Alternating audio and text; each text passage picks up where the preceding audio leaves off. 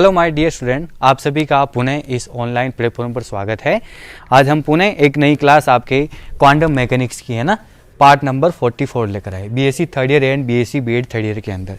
जैसा कि आपको पता है अपन ने पार्ट 43 में भी न्यूमेरिकल सोल्व किए और आज भी अपन कुछ डिफरेंट टाइप के न्यूमेरिकल देखेंगे।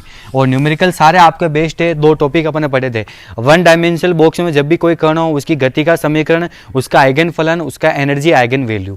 इसी प्रकार जब कोई कण आपका थ्री डायमेंशनल बॉक्स में हो तब भी उसकी गति का समीकरण, उसकी एनर्जी आइगन वैल्यू और उसका आइगन फलन और उसकी डीजनरेसी ऑफ आइगन ऊर्जा की अपभ्रष्टता, जो त्रिविमीय बॉक्स में जब भी कण होता है उसके अंदर अपन ने देखी थी। तो उन दोनों टॉपिक से रिलेटेड अपन न्यूमेरिकल सोल्व कर रहे थे।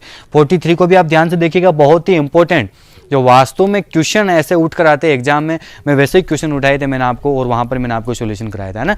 तो इसी प्रकार आप 44 और 45 में भी को भी आप ध्यान से 44 को भी आप देखिएगा ध्यान से, इसमें भी अपन कुछ और डिफरेंट टाइप के न्यूमेरिकल देखेंगे, है ना। तो चलो आइए, अपना न्यूमेरिकल स्टार्ट होता है।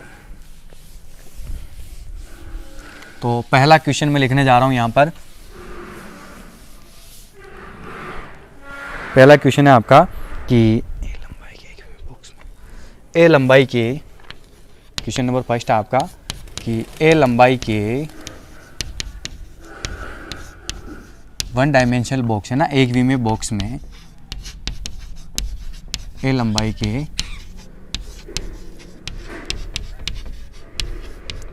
एक विमीय बॉक्स में, है ना, ए लंबाई के एक विमीय बॉक्स में मूल अवस्था में कण के पाए जाने की प्रायिकता की गणना कीजिए। मूल अवस्था में कण के पाए जाने की प्रायिकता की गणना कीजिए। प्रायिकता वही प्रोबेबिलिटी निकालनी है आपको, जैसा कि पता है, पाए जाने की प्रायिकता की गणना कीजिए। ओके, अच्छा क्वेश्चन है आपका, जैसा अपन ने पहले किया था ना, वही प्रोबेबिलिटी रिलेटेड वही क्वेश्चन है आपका कि जब भी कोई कण अपना वन डायमेंशनल बॉक्स के अंदर हो तो उसके अंदर आपको कण के पाए जाने की प्रायिकता निकालनी है ना।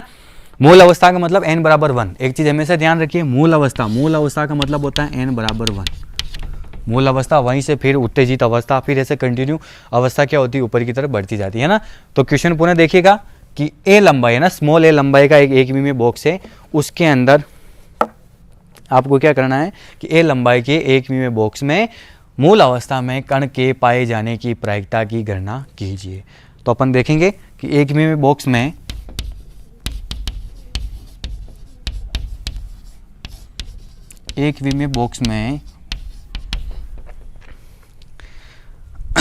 कण की मूल अवस्था, कण की मूल अवस्था पर तरंग फलन वही साई के रूप में होगा ना। कण की मूल अवस्था में तरंग फलन साई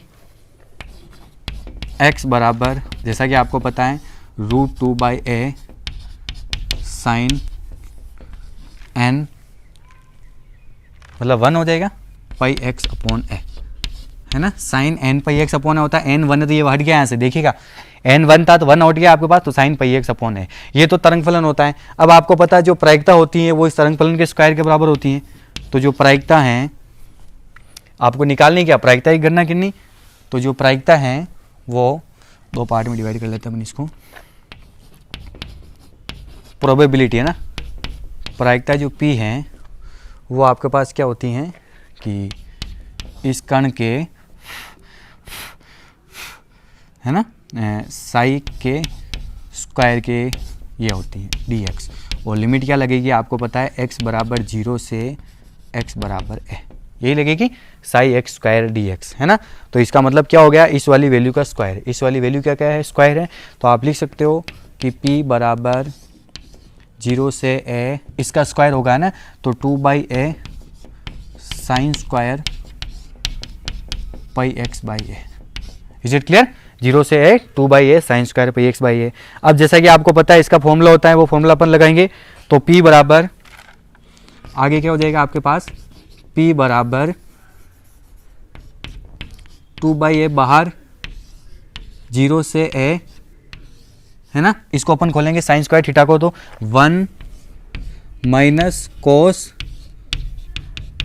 2 पाई एक्स अपॉन ए अपॉन 2dx ऐसे ही खुलेगा। जब अपन इसको खोलेंगे, देखो 1 माइनस कोस स्क्वायर थीटा वाला फॉर्मूला था 2 tan स्क्वायर थीटा बराबर 1 माइनस कोस 2 थीटा, तो वहां से अगर आपको साइन स्क्वायर थीटा चाहिए तो 1 माइनस कोस 2 थीटा अपॉन 2 हो जाता है ना, तो 1 minus cos 2 pi x upon ए 2।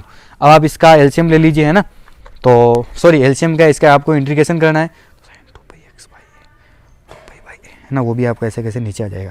तो इस 2 को मैं अगर बाहर निकाल लूँ, यहाँ से नीचे से अपन 2 को बाहर निकाल दें, तो आपके पास इक्वेशन हो जाएगी p बराबर 2 बाई ए इंटू 1/2। अंदर इंटीग्रेशन कर लीजिए आप, अंदर सिर्फ ये बचा, तो 1 का कितना हो जाएगा x, माइनस कोस का कितना होता है साइन, प्लस में ही होता है, तो साइन अंदर तो हो जाएगा आपके पास 2 पाई एक्स अपॉन ए, और यही वैल्यू नीचे आ जाती है 2 पाई बाई ए, है ना, और लिमिट लग जाएगी इसके 0 से ए, जैसा कि अपन लिमिट लगाते आ रहे वही लग जाएगी। अब देखिए यहाँ से 2 से आपका 2 कट गया, तो आपके पास हो गया p बराबर 1/a। अब लिमिट लगाइए, तो सिर्फ अपर लिमिट लगा रहा हूँ मैं, लोअर लिमिट वैसे ही 0 हो रही है, लोअर लिमिट में नहीं लगा रहा हूँ, तो सबसे पहले x की जगह a आ जाएगा, a माइनस इस वैल्यू को आप ऊपर ले जाइए, तो a upon 2 pi into sine 2 पाई इसकी जगह a अपॉन ए, और लास्ट में कितनी हो जाएगी, जैसे अपन 0 लगाएंगे तो पुनः लास्ट वाला मान आपका कितना हो जाएगा, इसका 0 हो जाएगा। ठीक है, अब देखिएगा आप लिमिट लगाकर इसको, तो आपके पास हो जाएगा तो ए से ए कैंसिल, साइन 2 पाई कितना होता है, साइन 2 पाई 0 होता है, तो p बराबर 1 अपॉन ए माइनस 0, p बराबर 1 अपॉन ए माइनस 0, तो यह फाइनली हो जाएगी आपके पास p बराबर 1 अपॉन ए इंटू ए, तो ए से ए कट गई, तो p बराबर कितना हो गया 1, अर्थात कण के पाई जाने की प्रायिकता कितनी है 1, आंसर। देखिए क्वेश्चन को बस अगर आपको चीज़ें सारी दिमाग में सिस्टमेटिक तरीके से आपने पढ़ ली, तो फिर आपको कोई दिक्कत नहीं। देखिए आप कैसे अच्छे से क्वेश्चन सोल्व हो गया आपका, पूरा सिस्टमेटिक तरीके से चले अपन, और जो अपने को आंसर चाहिए थे वो अपने को एक्चुअल यहाँ पर मिल गया। तो एक बार आप पुनः देख लीजिए, आपका क्वेश्चन था कि ए लंबाई के 1 डायमेंशनल बॉक्स में मूल अवस्था में, है ना, n बराबर 1 में कण के पाए जाने की प्रायिकता निकालनी अपने को। ठीक है, तो अपने को पता है कि 1 डायमेंशनल बॉक्स में कण की मूल अवस्था पर तरंग फलन, जो मूल अवस्था पर तरंग फलन होता है वो साई एक्स मूल अवस्था यानी n बराबर 1 हो गया। मूल अवस्था का मतलब भी क्या हो गया, यहाँ पर आप लिख लीजिए n बराबर 1, साई एक्स बराबर √2/a, साइन n आता है, n 1 हो गया, तो पाई एक्स बाई ए। अब आपको निकालनी प्रायिकता p, तो प्रायिकता p बराबर क्या होता है कि इसका स्क्वायर हो जाएगा तरंग फलन का, और 0 से a तक लिमिट लग जाएगी क्योंकि a लंबाई का बॉक्स है, और dx। ठीक है, तो वापस वही देखिए p बराबर 0 से a, इसका मान रखा यहाँ से, तो 2/a sine square pi x upon है। इसको अपन हर बार खोलते आ रहे, वैसे वैसे अपन ने खोला, एक माइंड फिक्स दिमाग बैठा लेना, वही फॉर्मूला यहाँ पर बार बार यूज होगा। तो p बराबर 2/a, फिर लिमिट लग गई आपके पास 0 से a, और इसको अपन ने खोलिया 1 minus cos 2 pi x upon ए अपॉन 2, ये 2 वापस आपका बाहर आ गया, तो p बराबर 2/a इंटू 1/2, इसका इंटीग्रेशन कर लिया, तो x minus sign 2 pi x upon ए अपॉन 2 पाई है, 0 से a लिमिट लग गई, लिमिट लगा दी अपन ने, तो p बराबर 1/a, यहाँ एक बार तो a लग गया, एक बार 0 होता है, माइनस ये a अपॉन 2 पाई आपका ऊपर चला गया, इसकी जगह अपन लिमिट लगी साइन 2 पाई a अपॉन ए। अब साइन 2 पाई आपका पुनः 0 हो गया, तो p बराबर 1 अपॉन ए माइनस 0, तो p बराबर 1 अपॉन ए इंटू ए, यानी p बराबर 1, यानी a लंबाई के एक विमीय बॉक्स में मूल अवस्था में कण के पाए जाने की प्रायिकता कितनी होती है 1 होती है। ये आपका क्वेश्चन कंप्लीट। अब अगला क्वेश्चन मैं लेके आ रहा हूँ कुछ डिफरेंट स्टाइल में, क्वेश्चन की लैंग्वेज लंबी है, उसको देखे आप कंफ्यूज मत होना, बस आइडिया लगाना अपने को कि वास्तव में क्वेश्चन आपका कैसे सोल्व होगा। बहुत ही अच्छा क्वेश्चन है, क्वेश्चन नंबर 2, कुछ डिफरेंट स्टाइल में क्वेश्चन आपका है ना, तो इसको देखिएगा आप अच्छे से, फिर अपन इसको देखेंगे पॉइंट टू पॉइंट अपन सॉल्व करेंगे कि इसमें क्या क्या चीज़ें अपने पास है और ये क्या पूछ रहा है ना।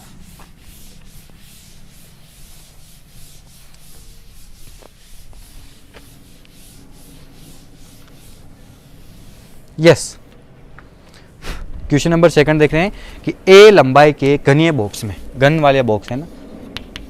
क्वेश्चन नंबर 2, ए लंबाई की, ये आपको 3 डायमेंशनल से दिया मैंने, अभी तक मैंने क्वेश्चन नहीं कराया, अब करा रहा हूं इसे, घन वॉली है ना 3 डायमेंशनल वाला। ए लंबाई के घनीय बॉक्स में एक इलेक्ट्रॉन गतिशील है, ओके। एक इलेक्ट्रॉन क्या है, गतिशील है। अब देखिए पॉइंट टू पॉइंट आपको क्या पूछता है। तो सबसे पहले नंबर फर्स्ट इसके अंदर, यदि nx बराबर ny बराबर nz बराबर 1, जब घनीय बॉक्स हो गया तो 3 डायमेंशनल हो गया, तो ऐसे हो जाएगा nx बराबर ny बराबर nz बराबर 1 है, तो क्या इससे संबंध 1 है, तो क्या इससे संबद्ध, तो क्या इससे संबद्ध अवस्थाएं अपभ्रष्ट होगी, तो क्या इससे संबद्ध अवस्थाएं अपभ्रष्ट होगी। एक बार मैं लिखाता हूं फिर मैं आपको समझाऊंगा, है ना। अवस्थाएं अपभ्रष्ट यानी डिजेनरेसी होगी, अपभ्रष्ट होगी। नंबर सेकंड क्या पूछ रहा है आपको, ये सेकंड पूछ रहा है कि nx plus ny plus nz बराबर 4, इन तीनों का योग कितना दे देगा आपको, 4 देख रहा हो, के लिए अपभ्रष्टता की कोटि क्या होगी, के लिए अपभ्रष्टता की कोटि क्या होगी, पीछे है ना, माइंड लगा देना, अपन ने सोल्व किया था। अपभ्रष्टता की कोटि क्या होगी। ओके, एक और नंबर थर्ड जो आपको पूछ रहा है इसके अंदर कि अब इसमें देखो ये चेंज है कुछ, वो इसी का एक और पार्ट निकला, nx plus ny plus nz बराबर 4 के लिए, है ना, nx ny nz बराबर 4 के लिए अपभ्रष्टता की कोटि क्या होगी, यदि अपभ्रष्टता की कोटि क्या होगी, यदि इसी के अंदर कुछ चेंज दे दिया। देखो यदि करके क्या कर दिया इसमें कि यदि बॉक्स घनीय नहीं है परंतु आयताकार है। अब देखिए यहां पर यदि अपभ्रष्टता की कोटि क्या होगी, यदि बॉक्स घनीय नहीं है परंतु आयताकार, क्यूबिक नहीं है ना, बॉक्स घनीय नहीं है परंतु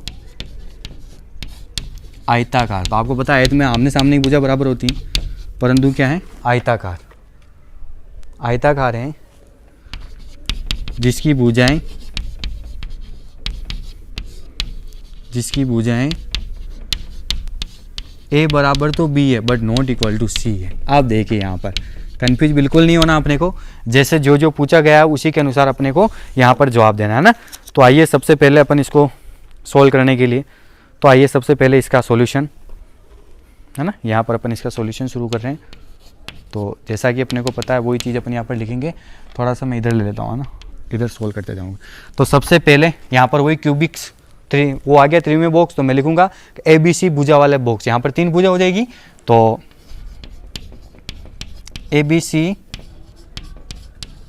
भुजा वाले बॉक्स, क्योंकि अपने पास यहाँ पर 3 भुजा है ना, 3 चीज़ें हो गई। तो ABC भुजा वाले बॉक्स में इलेक्ट्रॉन की संभावित ऊर्जा आइगन मान, इलेक्ट्रॉन की संभावित ऊर्जा आइगन मान कितना हो जाएगा, हाँ जी बात है, ठीक है। ऊर्जा आइगन मान जैसा कि अपने को पता है, अपने पास फॉर्मूला आया हुआ है ऊर्जा आइगन मान का, E बराबर पाई square h cross square upon 2m, पीछे निकाला हुआ अपन है ना, मैं यहाँ पर लिख रहा हूँ क्योंकि इनकी जरूरत रहेगी।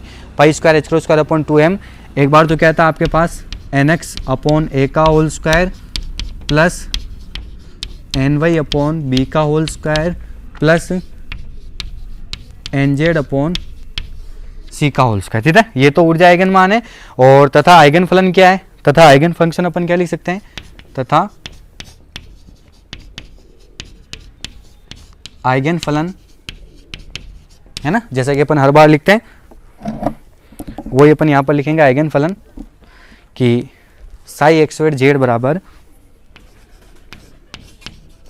साई एक्स वाई जेड बराबर √8 upon A B C, okay, √8 upon A B C sine n x pi upon A, sine n x pi upon A x dot sine n y pi upon B y dot sine n z pi upon C z. ये दोनों समीकरण लिख ली। देखो जो जो मान था ना अपन ऐसा कैसे लिख लिया। और अब अपन इसको जैसे जैसे अपने को पूछा गया है वैसे अपन उसको सोल्व करेंगे, है ना। तो आइए सबसे पहले एक बार पुनः अपन इस क्वेश्चन को पढ़ते हैं कि क्वेश्चन क्या पूछ रहा है अपने को। तो आपका क्वेश्चन था कि ए लंबाई ए का घनीय बॉक्स, घनीय का मतलब वो क्यूबिक बॉक्स हो गया, तो मतलब ए बी सी तीनों भुजा होगी, 3 डायमेंशनल बॉक्स हो गया, में एक इलेक्ट्रॉन गतिशील है।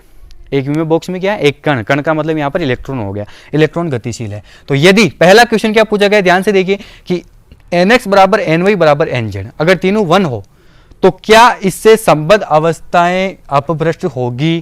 तो नहीं होगी। क्यों? क्योंकि जब तीनों 1 होना तो आपको पता एक ही शेड बनेगा और कुछ नहीं बन सकता, एक ही शेड बनेगा, यानी इसका आपको आइगन फलन भी एक ही प्राप्त होगा और आइगन मान भी एक ही प्राप्त होगा। आइगन फलन भी एक ही है और आइगन मान भी एक ही की। अपभ्रष्ट, अपभ्रष्टता का मतलब क्या होता है कि जब एक आइगन फलन के लिए कम से कम 2 मान तो प्राप्त हो, मतलब सॉरी, जब एक आइगन मान के लिए कम से कम कितने फलन मिले, आपको 2 आइगन फलन मिले, तब जाके वो अपभ्रष्टता होगी। इसका मतलब पहले वाले सेट के लिए नहीं होगी। फिर आपको दूसरा पूछा गया है, इसके लिए अपभ्रष्टता की कोटि बतानी, इसके लिए तो होगी, अब कैसे निकालना वो अपन देखेंगे। फिर आपको पूछा गया है अगर ये हो तो उसके लिए भी अपभ्रष्टता की कोटि क्या होगी, यदि बॉक्स घनीय ना होकर यहाँ पर आयताकार हो और जिसकी भुजाएं कैसे दे दी, ए और बी तो बराबर है बट नॉट इक्वल टू सी। अब चलो आइए सबसे पहला वाला सोल्व करेंगे अपन, है ना। फर्स्ट जो आपको पूछा गया वो सोल्व करेंगे, लेकिन उससे पहले तीनों समीकरण देख लीजिए आप कि आपको पता है ए बी सी भुजा वाले बॉक्स में इलेक्ट्रॉन की संभावित ऊर्जा आइगन मान, ये फॉर्मूला होता है अपने पीछे निकाल लगा है, pi square H square upon 2m N X upon A plus N Y upon B का whole square plus N Z upon C का होल स्क्वायर। ये तो ऊर्जा आइगन मान है। और आइगन फलन साई एक्स वाई जेड बराबर √8 upon A B C sine n x pi upon A x sine n y pi upon B y sine n z pi upon C z. जो था अपन ने लिख लिया। अब अपन इसका फर्स्ट सॉल्यूशन कर रहे हैं। सॉल्यूशन तो आपको शुरू तो यहीं से करना। अब अपन इसका फर्स्ट देख रहे हैं कि फर्स्ट क्या पूछ रहे हैं कि एन एक्स बराबर एन वाई बराबर एन जेड बराबर 1 के लिए n x n y n z, है ना, बराबर 1 के लिए n x n y n z का केवल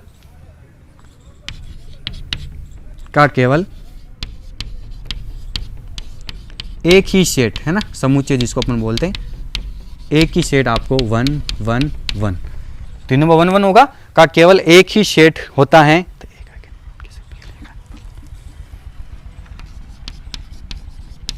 का केवल एक ही सेट होता है, अतः केवल एक आइगन मान के संगत, केवल एक आइगन मान के संगत आइगन मान के संगत एक आइगन फलन है ना, एक के संगत एक ही है, एक आइगन फलन है। तो अतः यह अवस्था अपभ्रष्ट नहीं है, अतः यह अवस्था अपभ्रष्ट नहीं है। ओके, ये आपका सोल्व,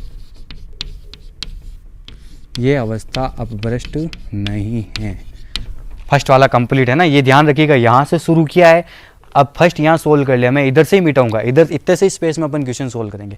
तो पहला क्या पूछा आपको कि n x plus N y बराबर ये थोड़ा एन एक्स बराबर एन वाई बराबर एन जेड बराबर 1 है, तो क्या इससे संबंध अवस्था क्या होगी, अपभ्रष्ट होगी? ये बिल्कुल नहीं होगी। उसका रीजन ये रहा कि एन एक्स बराबर एन वाई बराबर एन जेड बराबर 1 के लिए n x n y n z का केवल एक ही सेट था, केवल एक ही सेट अपने को 1 1 1 होता है। तो अतः केवल देखो लैंग्वेज देखना आप, केवल एक आइगन मान के संगत एक आइगन फलन है, तो अतः ये अवस्था अपभ्रष्ट नहीं है। कंप्लीट। अब अपन सेकंड सोल्व करेंगे कि अगर आपके पास ये चीज हो जाए। अब एक चीज ध्यान रखिएगा, मैं ऊपर से मिटा रहा हूँ क्योंकि इनको तो अपन नहीं मिटा सकते हैं, ऊपर से मैं मिटा रहा हूँ, है ना, क्योंकि ये फर्स्ट सॉल्यूशन हो गया, सेकंड और थर्ड करना है, तो इसलिए एक स्पेस तो ये मिल जाएगा, कुछ अपने को पार्ट ऊपर से मिल जाएगा। तो चलो आइए, एक तो मैं यहाँ से मिटा लेता हूँ, है ना, ये उतारने के बाद इसके नीचे आएगा वो, है ना, ये नहीं मिटा रहा हूँ क्योंकि इसकी जरूरत है अपने को, यहाँ से ये मिटा लेता हूँ, ठीक, ओके। अब सेकंड जो पूछा गया उसको देखिएगा आप कि nx plus ny plus nz बराबर 4 के लिए अपभ्रष्टता की कोटि कितनी होगी, अपने को ये बताना है। तो अपने को पता है कि nx plus ny plus nz बराबर 4 के लिए ये 4 कब होगा, ये 4 कब होगा कि जब आपके पास 1 2 हो बाकी 2 1 1 हो। ये देखिए 1 2 हो जाए बाकी 2 क्या हो, 1 1 हो, तो 2 प्लस 1 कितना हो गया, 4 हो गया। तो एक बार तो आपका सेट क्या बन जाएगा, जैसा कि आपको पता है ये एक बार आपका क्या बन गया, ये है ना, और एक बार आपका क्या बन गया, ये। तो इसका मतलब आपको कितने सेट प्राप्त हो रहे हैं, 3 सेट प्राप्त हो रहे हैं। तो इसका मतलब इसके लिए अपभ्रष्टता की कोटि कितनी हो जाएगी, 3, बस यही बताना आपको। तो इसके लिए अपभ्रष्टता की कोटि कितनी हो जाएगी, 3 हो जाएगी, बस आपको ऐसे कैसे ही बताना। तो चलो देखिए अपन लिखते हैं इसके अंदर, है ना। तो सेकंड वाले के अंदर अपन लिखेंगे कि nx प्लस ny बराबर 4 के लिए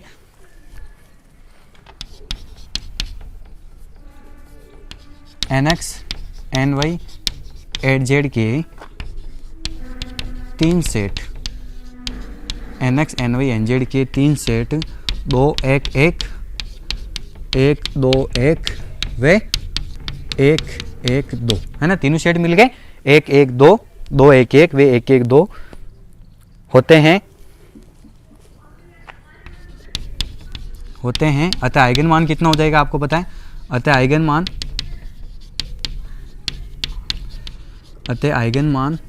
है ना, यहाँ पर रखोगे ना, एक बार तो 2 कहीं पे भी रखो, यहाँ 4 प्लस 5 और 1 6 हो जाएगा ना, 6 हो जाएगा। तो अपन आइगन मान निकालेंगे तो आपके पास कितना हो जाएगा कि ये तो ए बी सी तो तीनों बराबर है, इसमें ए बी सी तीनों बराबर होती हैं, तो आइगन मान हो जाएगा आपके पास ई बराबर पाई square H crow square upon 2m, है ना, पाई square H crow square upon 2m 1 plus 1 plus 4 1 plus 1 plus 4। अब देखिए यहाँ से मैं यहाँ लिख रहा हूँ, यहाँ से मैं ये लिख रहा हूँ, तो आपके पास हो जाएगा ई बराबर 6 हो जाएगा, तो 6 पाई square H crow square upon 2m ए स्क्वायर, है ना, 2m ए स्क्वायर, ठीक है, ए स्क्वायर भी आएगा। यहाँ पर ये तीनों बराबर बता देते अपन, ए बराबर बी बराबर सी, जब तीनों बराबर हो तो ये आपके पास बाहर आ गया के संगत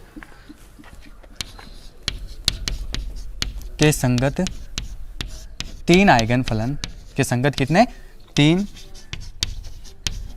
आइगन फलन, कौन कौन से 3 आइगन फलन मिल रहा है आपको, एक तो मिल रहा है आपको पता है साई 2 1 1, एक मिल रहा है आपके पास साई 1 1 2 वे साई 1 2 1 वे साई 1 1 2, है ना, के संगत 3 आइगन फलन प्राप्त होते हैं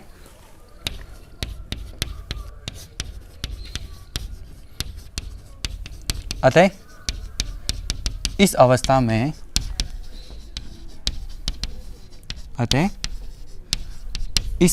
में 3 कोटि की अपभ्रष्टता होती है। अपभ्रष्टता की कोटि क्या है, 3 कोटि की है, 3 कोटि की अपभ्रष्टता है, 3 कोटि की अपभ्रष्टता है।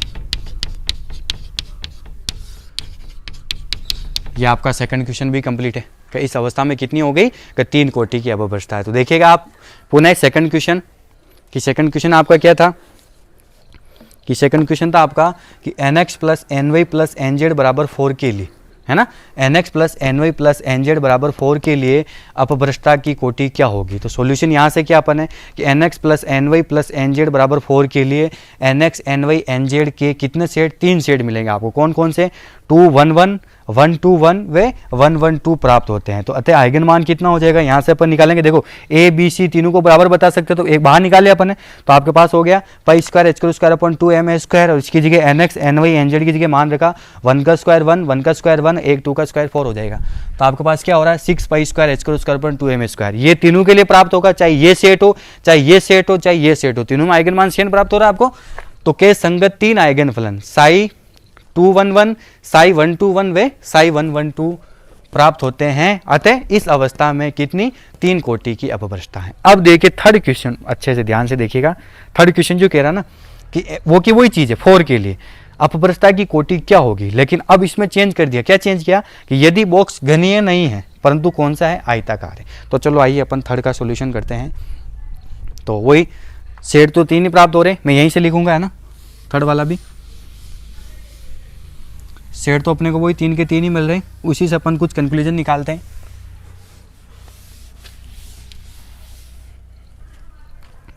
Yes, third question, nx plus ny plus nz बराबर 4, है ना, nx plus ny plus nz बराबर 4 तथा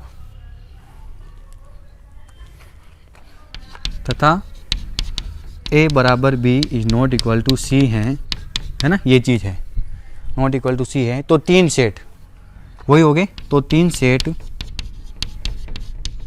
कौन कौन से, एक तो हो जाएगा 2 1 1, एक हो गया 1 2 1 वे 1 1 2 के संगत आइगन मान। अब पहले एक बार अपन आइगन मान निकालते हैं ना, के संगत आइगन मान ऊपर निकाला था मैं ना, के संगत क्या निकाल रहा हूँ मैं, आइगन मान। तो इस लाइन को मैं मिटा रहा हूँ, थोड़ा और स्पेस मिल जाएगा अपने को, थोड़ा सा अच्छे से चाहिए अपने पास स्पेस, बड़ा होगा थोड़ा, क्वेश्चन ज़्यादा बड़ा नहीं होगा, थोड़ा सा क्वेश्चन बड़ा होगा। तो यस, आइगन मान निकालते हैं। तो सबसे पहले लेते हैं अपन E211, पहला कौन सा ले रहे हैं अपन, E211, है ना। तो इस मान को आप ध्यान से देखिए, 211 लेते हैं, लेकिन एक चीज़ ध्यान देखिएगा, A बराबर B है, एक चीज़ आप हमेशा ध्यान रखिएगा, A बराबर क्या है, B है, 2 मान बराबर है ना। तो अपन वही चीज़ यहाँ से देखिए आप कि pi square h cross square upon यहाँ से 2m अंदर लिखेंगे, देखो तो अंदर क्या हो जाएगा, nx की जगह क्या हो जाएगा, 2 का whole square upon a square 2 by, है ना। तो इसको मैं लिख सकता हूँ 4 upon a square plus b है, b को भी a बराबर b है, तो अपन लिख सकते हैं कि 1 upon B square plus last वाला क्या हो जाएगा आपके पास 1 अपॉन सी स्क्वायर। तो फाइनली ये मान कितना हो गया, pi square h cross square upon 2m, ये तो हो गया आपके पास 5 अपॉन a स्क्वायर, ये बराबर हो जाएगा, ये भी a स्क्वायर हो जाएगा, है ना, क्योंकि a बराबर b दे रखा आपको, 5 अपॉन a स्क्वायर, ये पूरा ऐड होकर प्लस ये क्या हो गया आपके पास 1 अपॉन सी स्क्वायर। एक तो ये हो गया कंप्लीट। अब दूसरा निकालना आपको ऐसे कैसे ही, अगर अब आप E111 निकालो, है ना, अब कौन सा निकाले अपन, E121, तो इसमें क्या हो जाएगा, पाई square h cross square upon 2m, ये तो ऐसा कैसे ही 1 2 1 है, तो इसकी जगह 1, इसकी जगह 2, इसकी जगह 1, पुनः a और b दोनों बराबर है, तो इन दोनों को अपन इक्वल लिखेंगे। तो ये तो हो जाएगा आपके पास, अरे यार कट ना जाए, है ना, वही चीज 1 अपॉन a स्क्वायर प्लस ये हो जाएगा आपके पास 4 upon a square plus 1 upon C square, है ना। तो फाइनली जब आप सोल्व करोगे इसको तो pi square h cross square upon 2m और ये ऐड होकर 5 upon a square plus 1 upon C square. अब देखिए दोनों मान बराबर है, यानी जब ये सिचुएशन हो ना तो 2 के लिए तो सेम है, लेकिन तीसरा अलग हो जाएगा। तीसरा जो अलग होगा वो आपके पास कैसे हो जाएगा, तीसरा हो जाएगा अपने पास कि E112 ये निकलेगा। अब तो pi square h cross square upon 2m, अब इसमें देखिएगा लास्ट वाला 2 है, तो यानी ये तो हो जाएगा आपके पास 1 अपॉन a स्क्वायर प्लस दूसरा भी 1 upon a square plus last वाला क्या हो जाएगा 4 अपॉन सी स्क्वायर। इसका मतलब ये हो गया कि pi square h cross square upon 2m 2 by a square plus 4 by C square. अब देखिए ये वापस अलग हो गया, बस एक आपका चीज़ अलग होगी, बाकी 2 सेम है ना। तो अब अपन ऐसे लिखेंगे कि ऐसी सिचुएशन है ना, जब ऐसी सिचुएशन होना तो अपभ्रष्टता की कोटि 2 के लिए सेम है, जबकि एक के लिए अपभ्रष्ट नहीं होगा।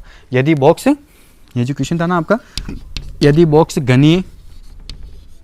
बॉक्स घनीय नहीं हो परंतु आयताकार हो, जिसकी भुजाएं ए और बी तो बराबर बट सी नॉट इक्वल हो, तो इस कंडीशन में क्या हो जाएगा, वही चीज़ देखिए आप कि nx plus ny plus nz बराबर 4 है, तो a बराबर b नॉट इक्वल टू सी है।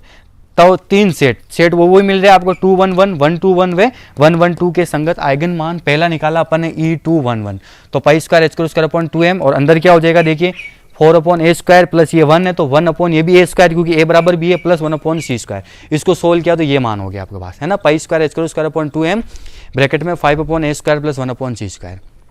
इसी प्रकार दूसरा सोल्व किया E1 तो π²h²², ये तो ऐसा कैसे ही अंदर हो गया 1/a² प्लस वापस यहाँ पर 4/a² प्लस 1/c²। ये चीज़ ऐसी की ऐसी, देखो ये पूरा मान इससे मिल गया, यानी दो स्थिति मिल रही है आपकी। और तीसरी स्थिति क्या होगी, तीसरी अलग होगी, E1 तो π²h²² 1/a² प्लस ये 1/b था, a और b बराबर, और यहाँ 4 हो जाएगा 4/c²। तो π²h²² 2/a² प्लस 4/c²। अब निष्कर्ष में निकल रहा हूँ यहाँ पर, है ना, तो यहाँ से इसकी जरूरत नहीं है, मैं इसको मिटा रहा हूँ, जैसा कि आपको पता है। तीसरा क्वेश्चन अब अपना कंप्लीट हो गया। अब कैसे हुआ इसको अपन लिखते हैं, है ना।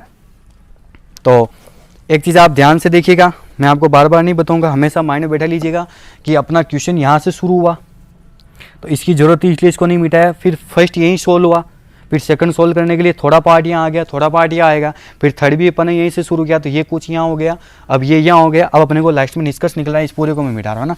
तो जो अपन कंक्लूजन तक पहुँचे कि अपने पास क्या कंक्लूजन रहा, तो उस कंक्लूजन के लिए अपन क्या करेंगे, अपने पास हो जाएगा, तो यहाँ से अपन वो कंक्लूजन बताएंगे कि अतः आइगन मान, अतः आइगन वैल्यू कौन सी, वो वाली पीछे वाली है ना, π²h² 2m 5/a² plus 1/c², है ना। अतः आइगन मान π²h² 2m 5/a² plus 1/c² के संगत दो आइगन फलन,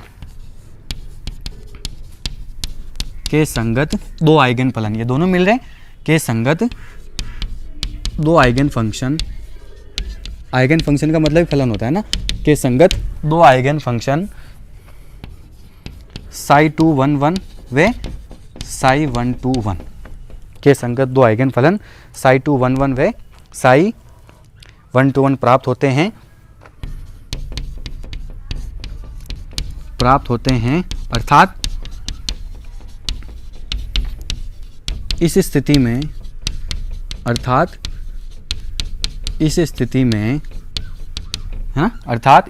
में, आइगन मान दोगुना अपभ्रष्ट है। आइगन मान क्या है, दोगुना अपभ्रष्ट है। आइगन मान दो गुना यानी ट्वाइस हो गया, दो गुना अपभ्रष्ट हैं, है ना, अपभ्रष्टता की कोटि दो गुना हो गई। और थर्ड वाला बिल्कुल ही अलग है, तो अपन लिखेंगे थर्ड वाले के लिए कि तथा π² h² 2m 2/a² plus 4/c², है ना। तो के संगत केवल एक आइगन फलन, के संगत केवल एक आइगन फंक्शन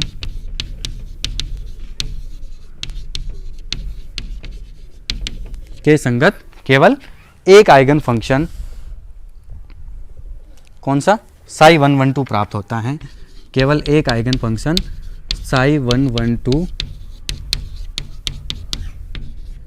प्राप्त होता है। तो अतः यह आइगन मान अपभ्रष्ट नहीं होता है, अतः यह आइगन मान अपभ्रष्ट नहीं होता है, अतः यह आइगन मान अपभ्रष्ट नहीं होता है, अपभ्रष्ट नहीं होता है। देखिए पूरा सिस्टमेटिक तरीके से आ गया। इसके संगत क्या हो रहा है लास्ट वाले मान के लिए कि केवल एक ही आइगन मान प्राप्त हो रहा है, तो इसका मतलब ये आइगन मान क्या हो जाएगा आपका, अपभ्रष्ट नहीं होगा, ठीक है ना। तो देखिएगा एक बार पुनः कि ये चीज़ है, ये अलग आ गई, तो eigen value π² 2m 5/a² plus 1/c² के संगत दो आइगन फंक्शन, इसके लिए आपको कितने मिल रहे हैं, दो आइगन फंक्शन ψ211 व ψ121 प्राप्त होते हैं। तो अर्थात इस स्थिति में आइगन मान क्या होगा, दो गुना अपभ्रष्ट है, तथा π² 2m 2/a² plus 4/c² last वाला ये के संगत केवल एक आइगन फंक्शन ψ112 प्राप्त होता है, तो अतः ये आइगन मान अपभ्रष्ट नहीं होता है। इस प्रकार आपको क्वेश्चन करना है। तो आपका सेकंड क्वेश्चन भी कंप्लीट है। अब आइए एक क्वेश्चन और है, उस क्वेश्चन को मैं फटाफट बताऊंगा, आप उसको सोल्व करना है ना। इतने सारे क्वेश्चन करा दिए, एटलीस्ट अब आप भी खुद तैयारी करना, घर पे भी प्रैक्टिस करना, तब जाके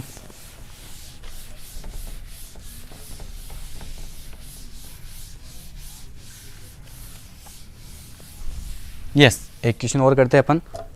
क्वेश्चन नंबर 3 वो आपका है कि सिद्ध कीजिए कि एक विमे बॉक्स में, क्वेश्चन नंबर 3 है, सिद्ध करो कि, थोड़ी क्वेश्चन क्या हो रहा है आपके पास कि सिद्ध करो कि एक विमे बॉक्स में ना, वन डायमेंशनल बॉक्स में, सिद्ध करो कि एक विमे बॉक्स में गतिशील, है ना, वही चीज़ आपको बतानी है कि सिद्ध करो कि वन डायमेंशनल बॉक्स में गतिशील कण के लिए आइगन फलन, एक विमे बॉक्स में गतिशील कण के लिए आइगन फलन लांबिक होते हैं।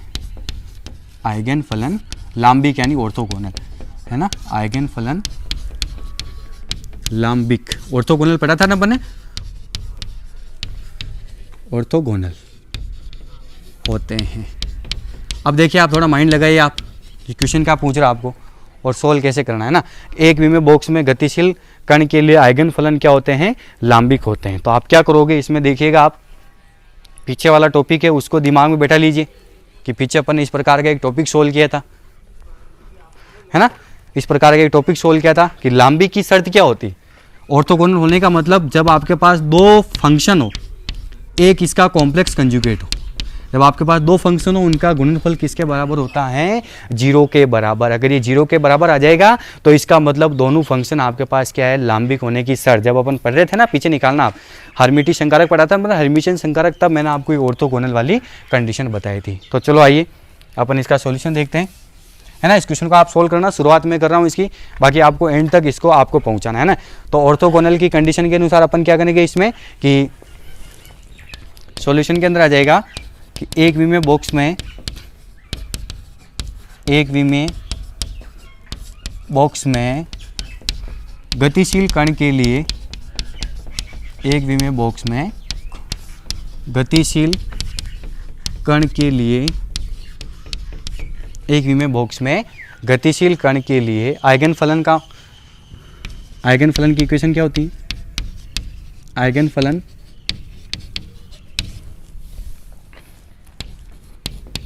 साइन एन एक्स बराबर √2/a साइन n पाई x अपॉन ए, जैसा कि आपको पता ये होती है ना, साइन n पाई x अपॉन ए, ठीक है। या आप इसको ऐसे भी लिख सकते हो, नहीं ये तो लिख लिया। अब अपन लांबिक की शर्तानुसार, ऑर्थोगोनल है ना, लांबिक या इसी को अपन बोलेंगे ऑर्थोगोनल, ऑर्थोगोनल की शर्तानुसार, इसकी शर्त क्या होती है आपको पता है,